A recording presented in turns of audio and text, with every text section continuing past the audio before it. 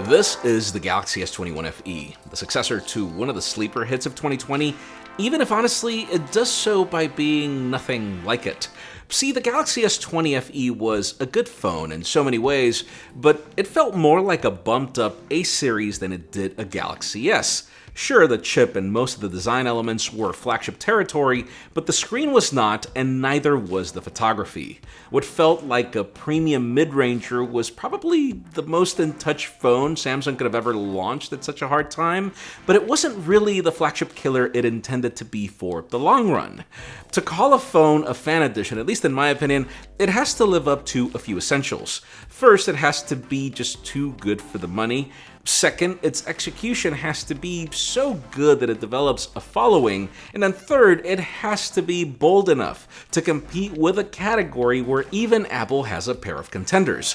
I'd say this new iteration nails most of these basics really well, but there's one little thing that I feel it could do better.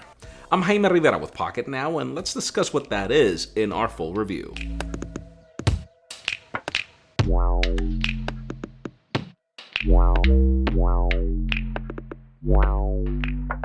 I think the best way to describe the S21 FE is as a middle child of the S21 and the S21 Plus, even if it's priced more aggressively. As such, even if this fan edition is more intended to be a flagship killer, I'd call this more of a flagship than the devices it competes with. Looking at the hardware alone, this is pretty much a Galaxy S21 in every sense of the word. Same plastic back with an aluminum frame and Gorilla Glass Victus at the front, but I'm more of a fan of this all-matte finish versus the regular variant's two-toned approach. I'd call it more of a child in between because it's slightly larger than the S21 and also chunkier for reasons that actually make sense for any consumer, like making it easier to handle. The thicker frame means a larger 4500 mAh battery, which I totally think is the sweet spot for a phone this large. It also then brings basic flagship specifications from last year like the Qualcomm Snapdragon 888, which I still feel it's pretty capable today. Starting RAM depends on how much storage you pick, and then you have the usual list of connectivity options from Wi-Fi 6 to Bluetooth 5 to now all flavors of 5G, along with fast wired and reverse wireless charging and IP68 water and dust resistance. Now, maybe one of the biggest reasons I got sold on this phone was this display. This is no second-tier OLED anymore. Now we're talking about the same dynamic AMOLED panel that we see on the base S21 models, which means gorgeous color, fantastic contrast, great viewing angles, brightness, Full HD Plus resolution, HDR10 Plus certification, and the fluidness of 120 Hz refresh rate. You will be able to tell that the downfiring speaker is a bit louder than the top one for content consumption, but still the combo of both is pretty good.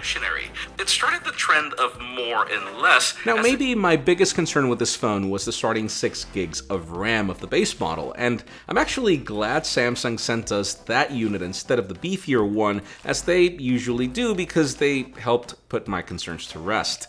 Over the past 2 weeks or so that I've been using this phone, if I'm honest, I can't tell a difference with the S21, which starts at 8. I think it has a lot to do with this being One UI 4 on top of Android 12.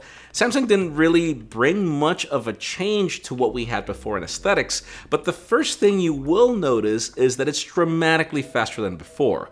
There are still animations here and there, but the company finally made the user interface snappier, which actually honors the high refresh rate panel.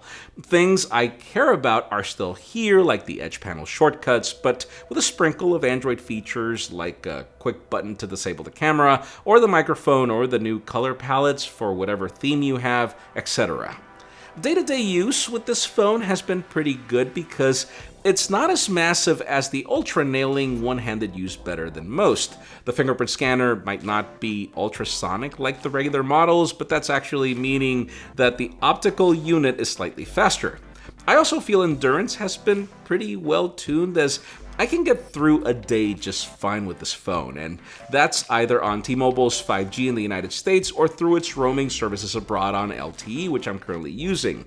I'd even say phone calls are pretty standard for what you'd expect from a Samsung Galaxy.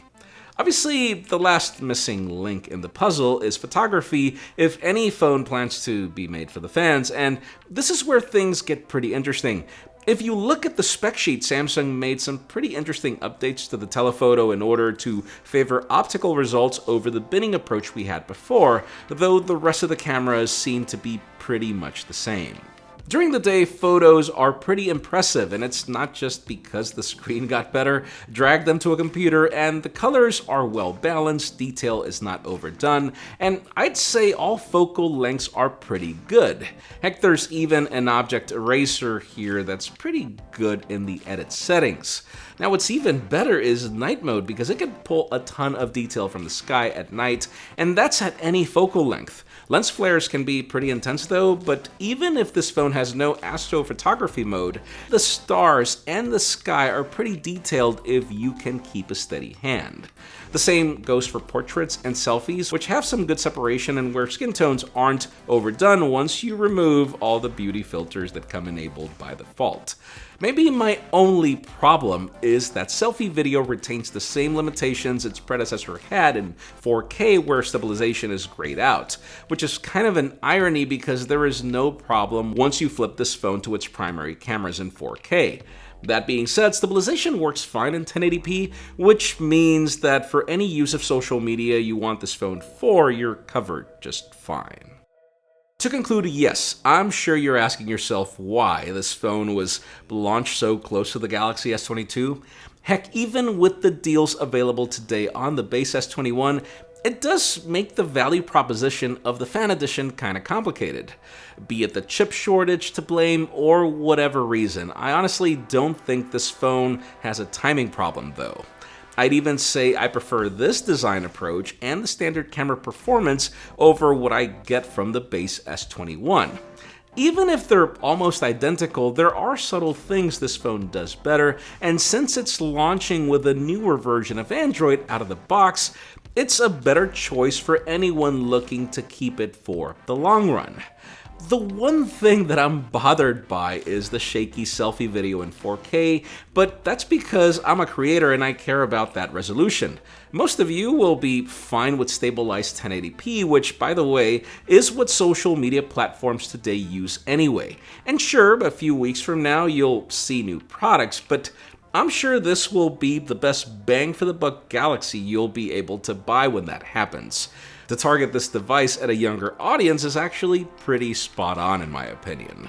With the exception of that one thing very few people care about, this phone is just so much better than its predecessor that I would say buy it without hesitation.